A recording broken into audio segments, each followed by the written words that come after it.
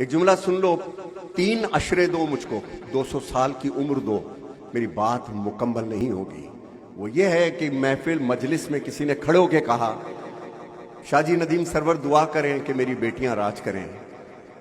اچانک میرے منہ سے جملہ نکلا، پہلے کسی کی بیٹی کو راج کرا جو تیرے گھر میں ہے، یعنی تیری زوجہ، جو اپنی گھر میں امن کا ماحول رکھتے ہیں، جن کے بیڈ روم ہنستے ہیں، ان کی ڈرائیونگ بھی ہنستی ہے، ان کا آفس بھی ہنستا ہے، جن کے گھر اداس رہتے ہیں، پھر ان کی دوستیاں بھی، ان کے راستے بھی اداس ہو جاتے ہیں۔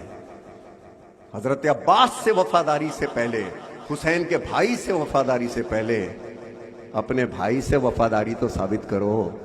حسین کی ماں کو منانے چلے ہو، اپنی ماں سمجھ میں نہیں آتی۔ ہائے ہائے ہائے ہائے ہائے، حقیقت ہے کہ نہیں؟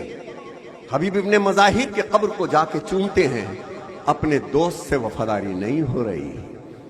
حسین کے بابا سے عقیدت کا اظہار کرتے ہیں، اپنا باپ سمجھ میں آ نہیں رہا۔ ہائے ہائے ہائے۔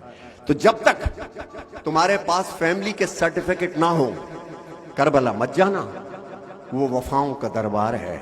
وفاؤں کے دربار میں ماں کا سرٹیفکیٹ دیکھا جائے گا کہ تیرا بیٹا کتنا وفادار ہے۔